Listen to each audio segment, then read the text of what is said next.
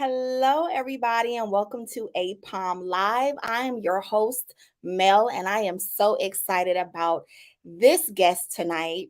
Her name is Naya Lanae, and she is the confidence coach. And we are going to be talking about what it means to be obedient and to be in our obedient girl era. You guys are familiar with the soft girl era. Well, now we are switching things up and we are promoting obedience. And so tonight we get to talk about obedience, what it means to be obedient, some of our challenges with obedience, and we are going to have a very candid conversation. You guys know how we get down here with APOM, very candid, but full of the Holy Ghost. So without further ado, I am going to bring up my guest, the beautiful Hey everybody. Thank you so much for having me, Mel. Of course. I am so excited to have you. So I want to give you guys a little background to how I came up with this live stream.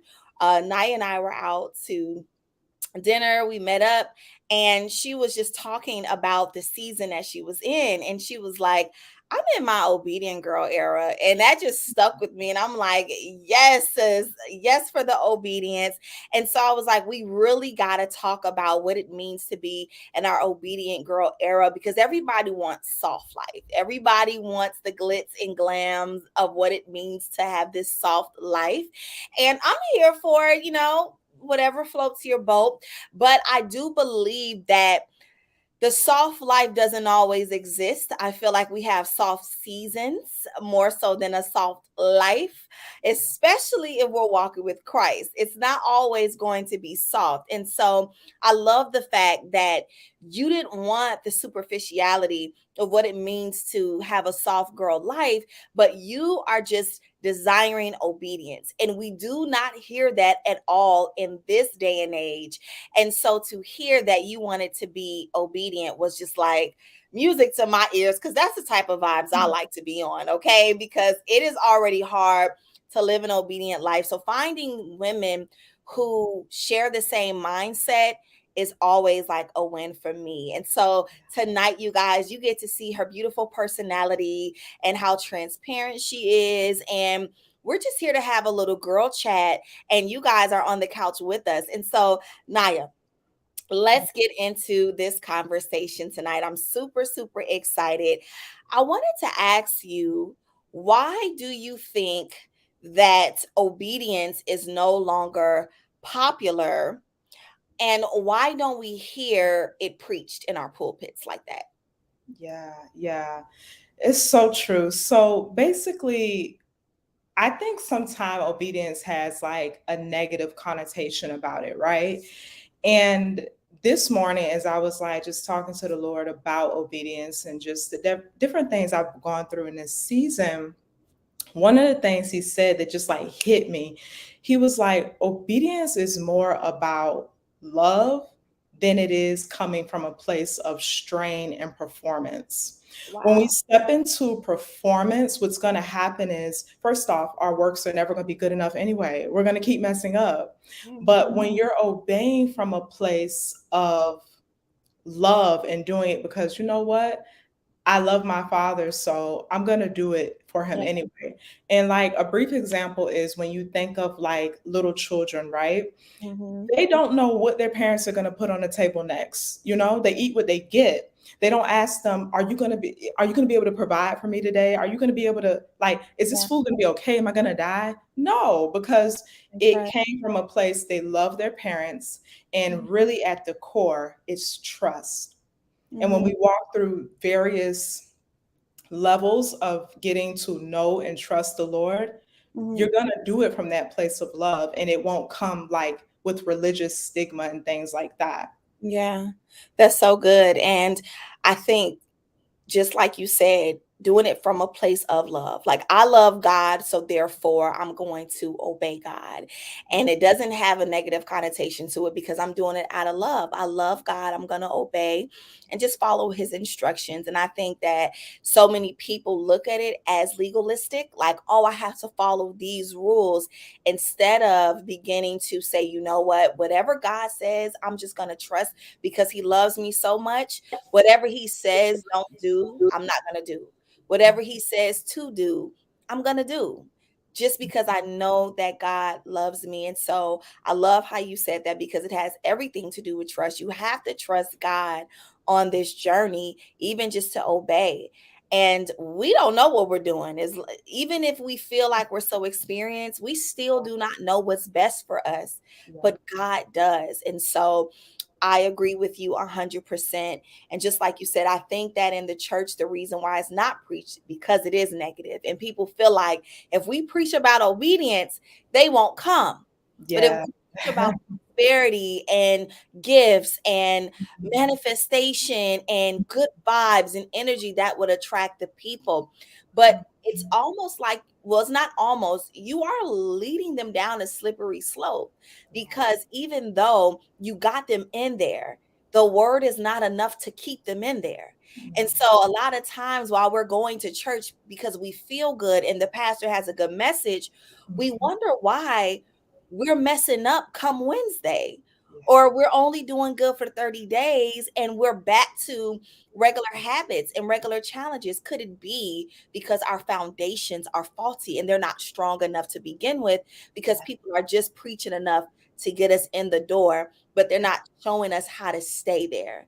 How to I think live that's life with important. Yes, exactly. So good. So I wanted to ask you this question, and it was funny when I was preparing the questions, but do you believe the fear of God still exists? And if you do or don't, why don't people fear God anymore? Mm, that's a good one. Yeah. For one, I do still feel like the fear of God does exist. I think that mm, the fear of the Lord is going to come from a deep, deep place of knowing Him. Yeah. You can't, like, okay, when I first heard of the term fear of the Lord, of course I had to Google it because I'm like, fear, we're not supposed to be afraid, right? Right. But this type of fear is a type of fear that comes from a place of a reverent awe. Like you're so in awe of his glory, Mhm. you're going to be like, oh, like you're going to magnify him out of it. And so I do feel like the fear still exists. I think that it's just a disconnect because people just don't know. As Yeah. you begin to draw closer to God and like just be real and transparent with Him and Mhm. say, hey, I don't believe this, or why is my life like this? Why am I struggling with these things? As you begin to set time aside for Him and talk to Him and read His word, you'll begin to be filled with the fear of the Lord. And Yeah. also, all the answers that we're looking for, like our next come up, our next bad girl, Yeah. they are going to come. It says that wisdom is the beginning, right? Or fear of Yeah. the Lord is the beginning of wisdom. Yeah. And so you would have to fear him first in order to get your revelation for what you're trying to do. So, So yeah. good. So Yeah. good. That's so powerful, because I love that scripture. That one I believe is in Proverbs, right? Yeah. Yeah. But yes, I 100% agree. And I think that sometimes people don't realize that that fear means just what you said. It's a reverence for God.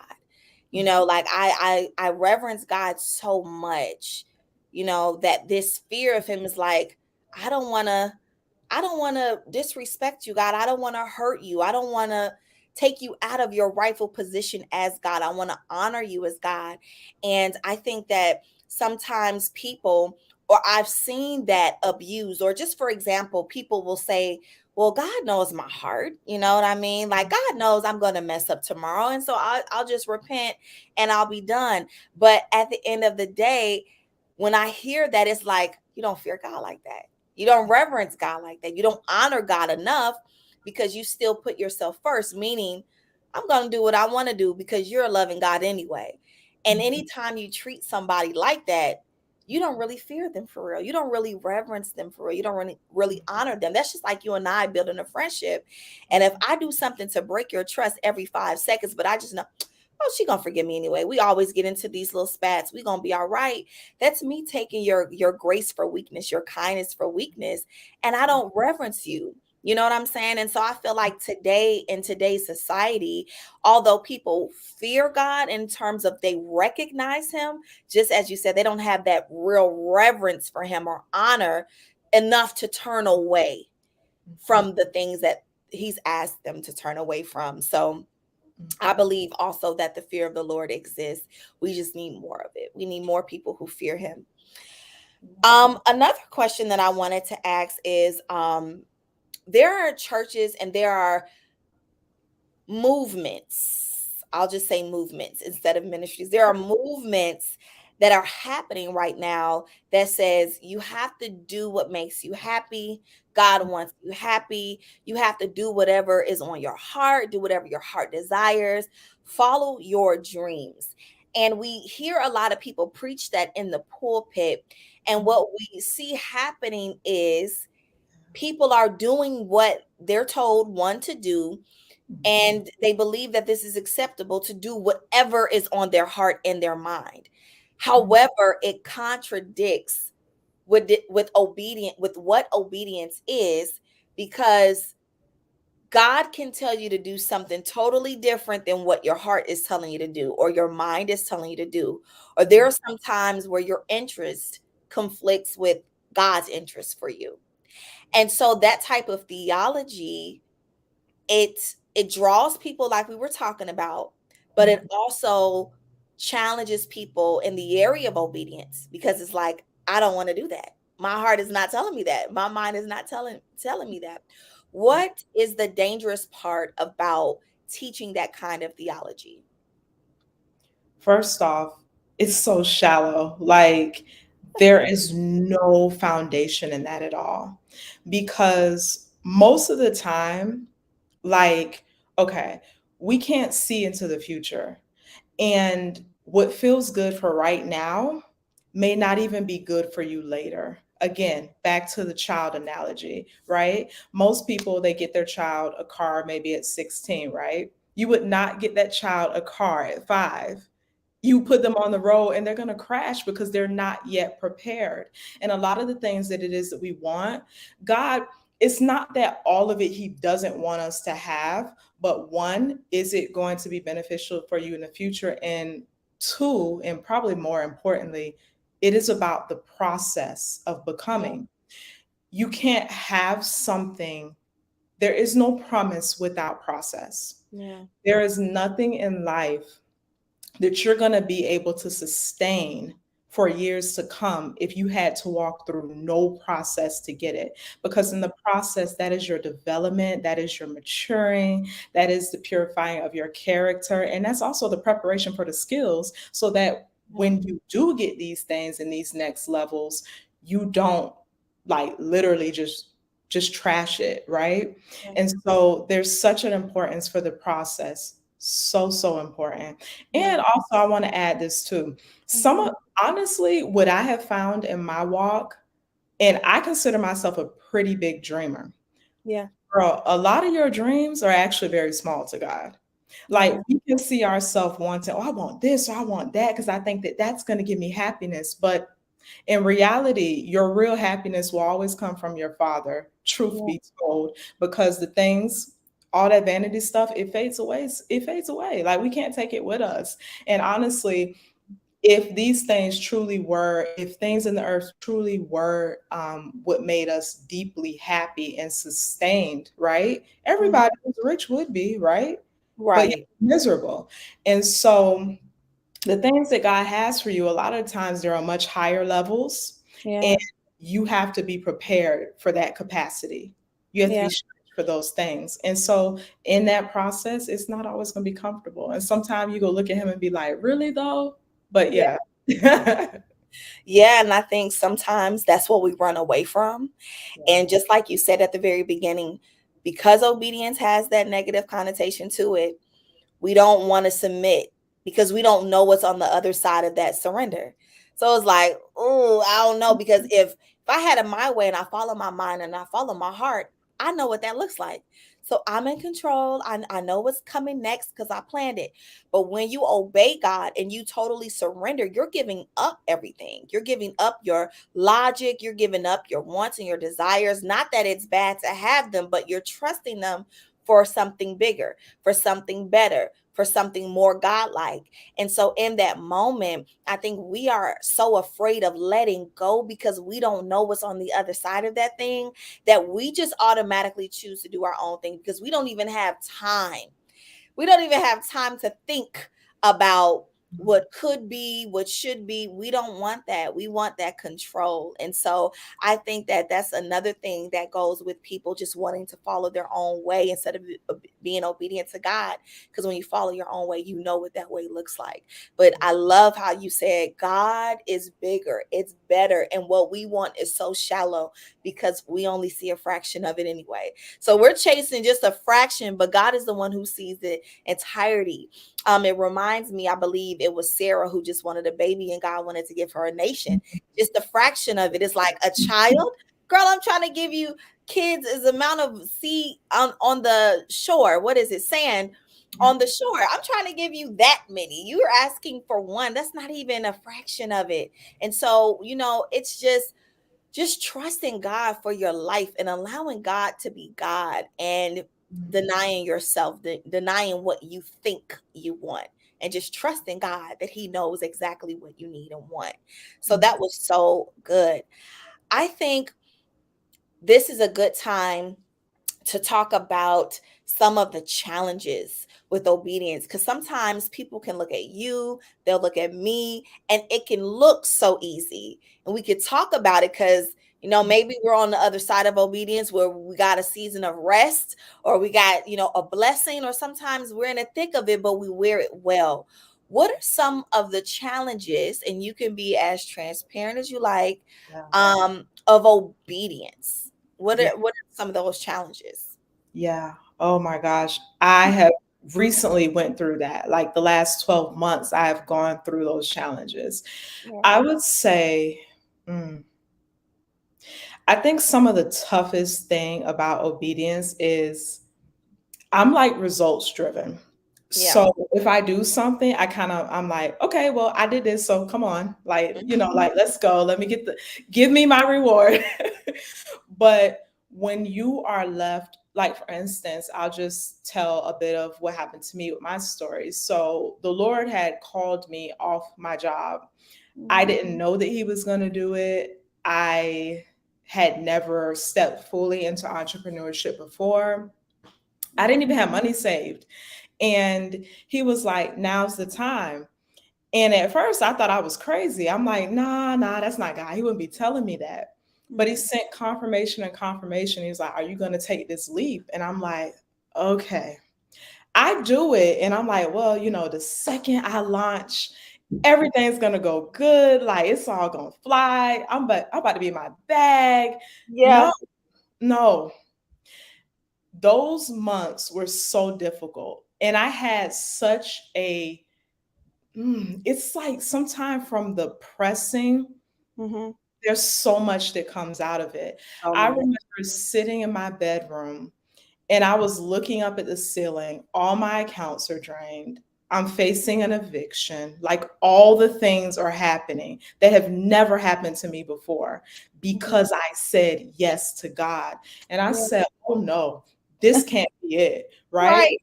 And I was just so mad at Him and I yelled at Him and I cussed at Him. And I said, how dare you? You got me out here looking like a clown for you. Yeah. Like, I just was so, and I was bawling, tears, girl, snot and looking a mess. Mhm. And in that moment, that was like so transparent for me to be like Yeah. that with God, Yeah. because He took me I had to go on a fast. He took me on a journey with Him to show me what Mhm. He was trying to do in me. But Yeah. it's almost like a breaking had to happen because Yeah. I had this misconception that okay, I obey the bad. Mhm. It's just gonna follow, right? Yeah. And it's like, no, what I told y'all earlier about that process, I didn't just say that. Like I've had to walk through a process. Yeah. And what I will say is, no, it didn't feel good at the time, but this is what happened. When I broke that stuff, that ended up being every layer of like that fakeness, religiosity, what you think God is. There's a Mhm. certain undoing that begins to happen in that Yeah. process. Yeah. I feel like oftentimes, and it's so sad, but I feel like a lot of times the church has a facade of what they think God is, like Mm. how they think he is, but they don't actually know No. him. Mhm. He told me one time years ago when I first came to the Lord, like 5, 6 years ago, he told me that to know me is to love me. Mhm. And he was like, "You wouldn't go up to somebody on the street and hug a random stranger and say, 'I love you.' They would look at you like you were crazy." He Mhm. was like, "You have to come into me and get to know me." And Mhm. it's not an intimidating task. Set some time aside in your day. It could be early in the morning before you start getting the kids ready and stuff like that. I know everybody has things to do, everybody has jobs, everybody has commitments. But if you can give the Lord like 30 minutes in the morning before everybody else gets up, Yeah. open the word and begin to just like be transparent with him. I use a journal. I write out what I'm thinking to him. When Mhm. I tell you he will come into your session, it may not happen the first time, the second, or the third, but Mhm. he's calling us in this season to such a place of intimacy with him. You Mhm. cannot navigate and you cannot really go to the height that we're called to be in our lives when Mhm. we're not connected to our source. Yeah. Is love. He wants us to know him and experience him. And Yeah. actually, when you do get to know and learn the character of God, you are going to love him because you're going to be like, that's my daddy. Yeah. Like, and Mhm. you're going to be ride or die for him. Yeah. Just like a good girlfriend, right? Or just like a relationship, like with a man or something. Like when you meet somebody, you don't immediately trust them. Who Right. does? Who immediately trusts somebody they just met? It's Yeah. okay to be transparent with God and say, hey, listen, I'm not comfortable in that area with you yet. I don't know if I trust you in that area just yet. But if you give it to him and say, you know what? I don't know you like that in this area, but here, let me give you the opportunity. I open my heart to you to search me and to talk to me in this area. You'll be so surprised the things he says to you, ladies, the things he leads you through, the opportunities he gives you. And he Yeah. really is on our side. I found that out over my journey. So just Yeah. getting to know and going deeper. Yeah. Yeah. That process, I love how you said the process, the breaking process, because that's another thing um that's not desired. Nobody wants the process, but everybody wants the blessing and the reward. Just like you said, like I did this. I think that sometimes, just like you said, that breaking moment, when God begins to break you, not only will he show you you, but he'll show you him. You know what Mhm. I mean? Like when you have nothing, like the same season that you've gone through, I've gone through that so many times. Like each level, there was a level of breaking, but every level of breaking, when I came to the end of myself, that's when I came to the beginning of God. And Mm. that's the process. That's what happens in the process of the breaking. It's no more you. When you get to the point where it's no more you, it's 100% God now. And now you can't hear you. You're not tempted by your own desires anymore, your will, because at that point you will be totally surrendered to God. You can hear him clearly because a lot of times pride and you being in your own way blocks out God. You can't hear God because you're full of self. You're full of yourself. You're chasing your own ambitions. You're chasing what you want. You're chasing what you think you're doing. You're in control of your own show. But when that breaking actually happens and you're completely broken and there is no more of you, it's like it's a still soft voice that's like, can you hear me now? Mm. Okay, you can hear me now because you were so full of pride. You were so blinded by the lights and what you wanted and your car and your home and your man and your desire for marriage. You couldn't hear me. So I had to break you. I had to rip you. I had to strip you until you had nothing.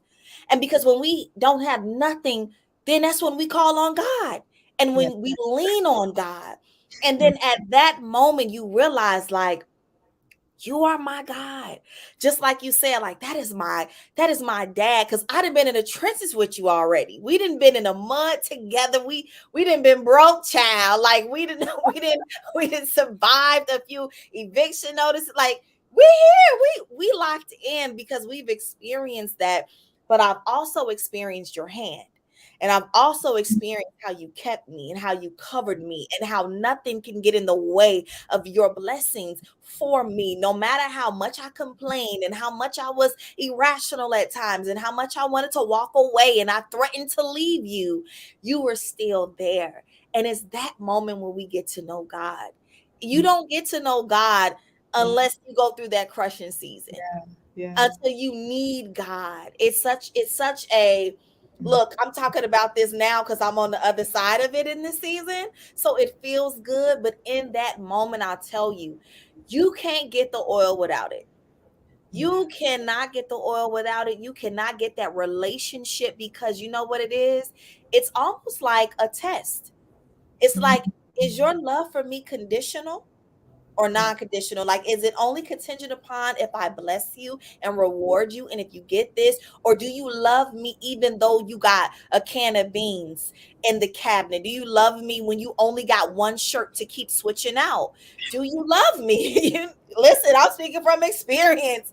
Do you love me when you can't get your bundles and you can't get your nails done like you did? I mean, this was my situation. Do Yeah. you love me? And I had to say, you know what, God?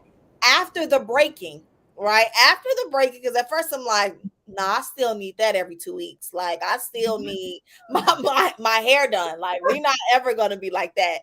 But when I came to the point where I was just like, you know what? None of this even matters. Yeah. None of this even matters. Then that's when my superficiality went away, and it was no more of me left, and it was just me and God. And I desired that relationship more than the Birkins, more than the red bottoms, more than the Chanel, more than the husband. I Because I went through that moment with God, I desired him more. So now when I get all of those things, okay, I know now, like, it's not even gonna feel me, because Yeah. it's nothing. It's just the And you're the not going to sell your soul to get it. thank you. Yeah. You're not gonna compromise for it. Mhm. So powerful, so powerful. This conversation is just so good. Are you guys enjoying it? I see you guys coming in here. And for those of you guys who are catching the replay, thank you. I hope you guys are enjoying this conversation as well. So I want to ask you, what were some of your objections obeying God? Like, what were your main areas of resistance where you like, I'll go this way, but I ain't going that way? Like, before you totally surrendered, like, what was your big objections? Mm. Man, self-reliancy. I think that as women, we are like natural born go-getters. Yeah. A lot of us are raised to be very independent, and we're used to providing for ourselves, essentially. Like, just to be so blunt, like, we're used to being the go-getters, we're used to being the ones who did it. And so when it came to the point of putting that hustle mentality down Mhm. to walk in this very unfamiliar territory with God, I was like, well, like, I can, let Yeah. me still like do this, or man, I'm going to Yeah. do this on the side, or, like, well, can I do it my way? Can I do the business this way? Yeah. Because this is what I'm comfortable with. Mhm. For me, an example of that was me having been in aesthetics, makeup, for many, many years. Mhm. It's my comfort zone. And a lot, what would always happen is when I had my clients, I would always beat her face, do her lashes, and I would encourage her and empower her for her day. And I would just be like the confidence cheerleader to her. Like, I would always be cheering them on and pushing them to do more in their life. And so for years, many of them came, it was for advice and lashes, always. And when God was calling me to come out of that, he was like, okay, well, put the makeup down and let's just go into coaching. Let's just go into motivating. Let's go into speaking. Let's go into teaching. And I was like, no. I Yeah. was like, well, like they're not going to listen to me, and all of these things that I held as my truth, which was false. Yeah. And I was just like, no, I don't really want to step into that. I don't have, do they do degrees for speaking? I don't even think so. But I was like, I don't have all of those qualifications. I don't even know if she's going to listen to me. But it was a process because I fought with him and I ran from him and I Mhm. did everything but what he said do. And it Yeah. had to come to that place where he was like, okay, are you going to listen now? Mhm. Are you going to allow me to do this in you and show to you and prove Mhm. to you that no, I very well, the things about who we are, Mhm. right? Our identity, that's already instilled within us. He knit that in our innermost being before the beginning of time. And Mhm. so while it felt very new for me and very uncomfortable, it Mhm. was a challenge. But moving forward in it, I started to see that, oh wait, they do listen. Oh wait, I think I Mhm. am supposed to do this. Yeah.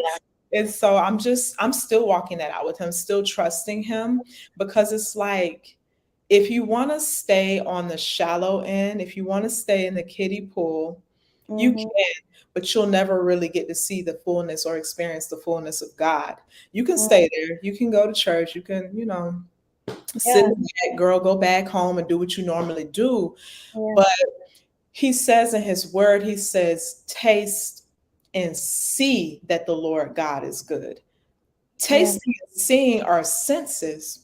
And Mhm. someone can tell you how good something tastes, and someone could tell you how good something looks. But until you taste it with your own mouth and see it with your own eyes, you Yeah. will never get to know the true fullness of God. Yeah. That he's out in the deep. One time he told me to tell his daughters that he was like, tell them I'm in the deep.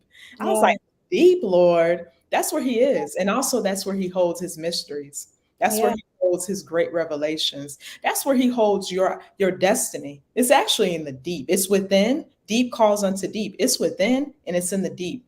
You'll never get to experience it on the shallow end. So you have to take the leap of faith and go ahead and go into the deep to experience him. So good. So good. So the more you object, you Yeah. stay in the shallow end.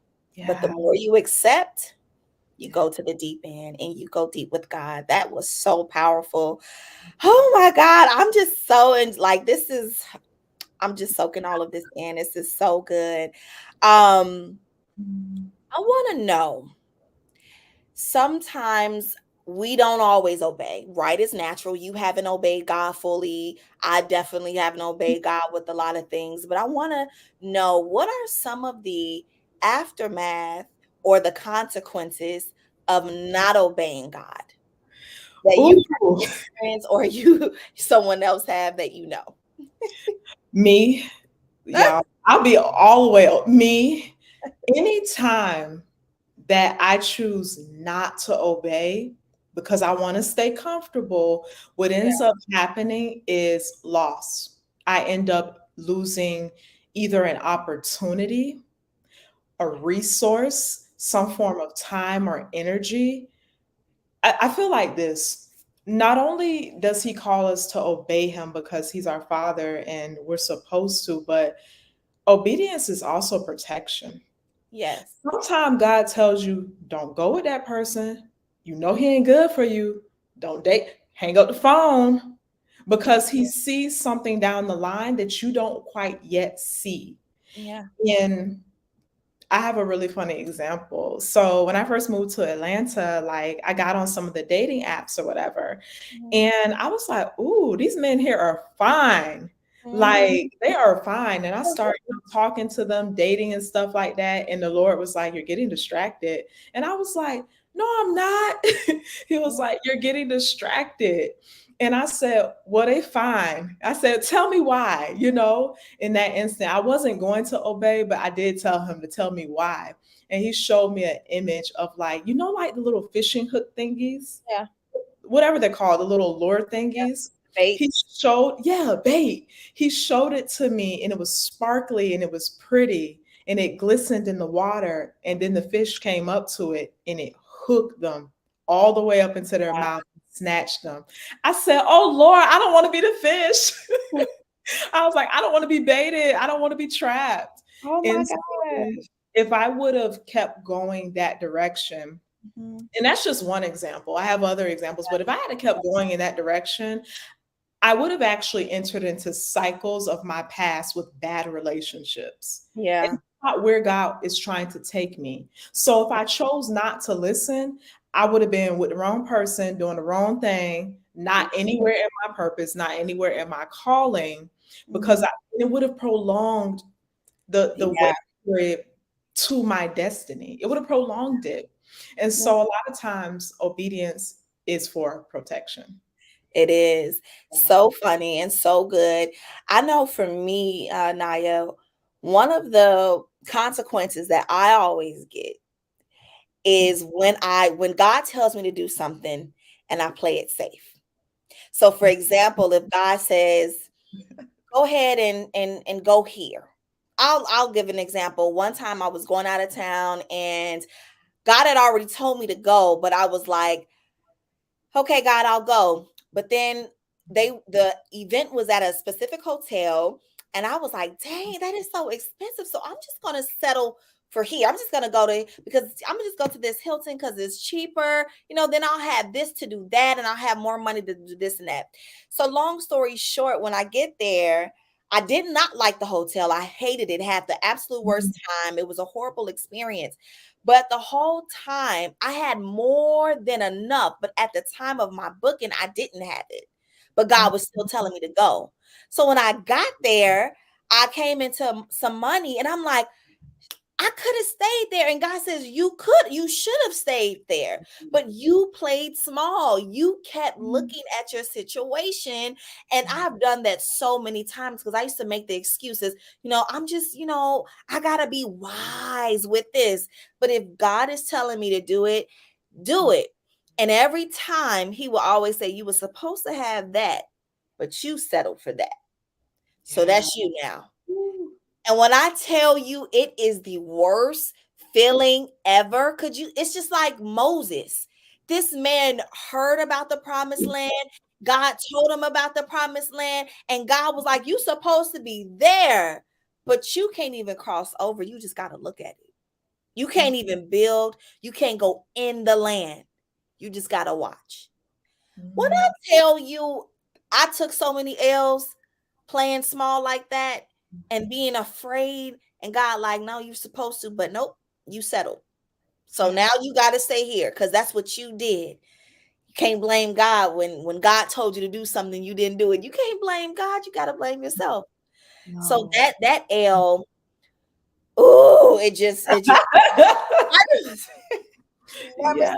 right in my spirit. So now my prayers, Lord, show me if I'm playing small anywhere. God, show me, please. I don't want to play small. And so that's always usually one of my consequences. And I'm sure it hurts God more than it hurts me because God, like, dang, that's not what I had in I got mind. it for you.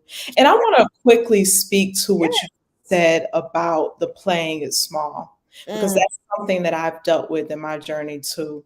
And for anybody else who's listening who deals with that, let me tell you something.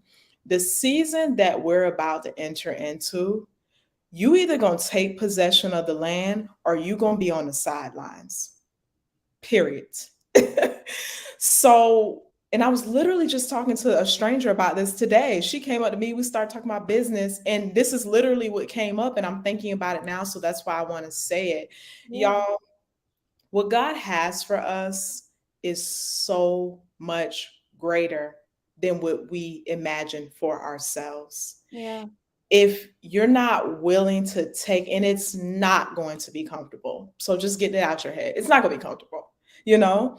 I remember a time he said, I didn't call you to perfection, I called you to obedience. Mm, There are things that are on the other side for us that are not even just for us. There are other that's people good. who need it as well. They need what he put in you. And Mhm. so in this season, really partner with God and really go, ladies, to an intimate place with him, because it's yours for the taking. You could Mm. be like Moses and miss out, or you can go, you only got one chance at life. We only got one. You're not Yeah, going to get a second one in this earth realm. And yeah, it's like, it's okay to mess up. It's okay to not do it in what we define as perfect. yeah, Trust God to show out. Trust him to show out. I have found so many times where I wasn't sure about something. yeah, For instance, when I met you, yeah, I yeah. was I was like, okay, why did this girl randomly pop up in my head, Lord, during prayer? You want me to meet up with her? Are you sure? I don't Mhm. know. It's kind of weird. I never talked to her. And look now. It's Yeah, because it's always for a reason. They're always connecting dots. yeah, So oftentimes we think we have it all figured out, our 5 and 10 year plan, and we think, independent, bad women, we think we have it all figured yeah, out. And it's like, no, God is the creator of all things. And so he has a plan for all humanity. I yeah. always, he doesn't play checkers, he plays chess, honey. Like, Period. always so many steps ahead of us. And it's Yeah. like, take that leap and go take what's yours. No more shrinking back, girls. No Mhm. more shrinking back. Yeah. So good. So good. Thank you so much for that. That it was a timely word. And I know that's why you said it at that insert, because it was so timely. And as we wrap this interview up, one of the questions I want to ask you is, how can one be obedient and have this era of obedience? What does that consist of? What does that look like? And what advice would you give them on this journey of obeying God? Mhm. First off, knowing that it's not going to be perfect, and Mm. knowing that he's going to love you through your mess. Yeah. I would say truly coming to him, Mm-hmm. and coming to him with the commitment of, hey, listen, this is who I am. This is what I have. I don't know what it is to you, but here it is. Let me give it to you. Let me commit to, for me, honestly, it was routine. Mm-hmm. I would, sometimes sporadically, be like, okay, well, I spent time with God today, may not get around to it tomorrow, may not come back till about 3 days later. And that really limited his flow, because Yeah. I wasn't in a position. And so oftentimes we're trying to put out our own fires. Yeah. Mhm, mhm, And here's the thing, he always sees what it is that you're going through. He says in his word, come, all who are heavy burdened, right? He didn't say somebody. He didn't say if you have this situation, but not that situation. Bring all of your mess to him. mhm, Begin to lean into him and say, here it is. Do something with it. And begin to make routine for him. Begin to make room for his spirit. Begin to make room for him in your life. And as you begin to do that, and as you begin to set forth on your journey to getting to know God for real, because it's either like this, either you're going to get to know him, or it's not for you. I don't think there's no I guess in the mhm. word it's like called Yeah, lukewarm, right? You yeah, either hot or you cold, right? And yeah, so if you're gonna try Jesus, try him mm, all the way and see how it works for you, and mm, allow him to, because he has so much grace and mercy, allow him to steward you and walk you out on that journey of obedience. And also lastly, what I've just noticed is when I'm faithful to take a step with him, he mhm, does send things to confirm it to you. He mhm. will confirm things to you, so you won't just feel like, okay, well, I took this leap, but where is he? When you commit, I feel like he honors faith. Yeah, He honors faith. So when you're taking a step forward, he'll reveal a little bit more. And you take another one, and he'll reveal a little bit more. But it starts with that time with him and then beginning to walk with him in obedience. Yeah. so good. Thank you so much. Good. Now, you ladies or gentlemen who's been watching, we want to just charge you into this season of obedience, just as Naya released. It's time to glean from the Lord, to hear what God is saying, to obey whatever God is saying, regardless if it's too big for you, if you don't feel qualified for it, if you don't know how, when, what, or where, whatever God is telling you to do.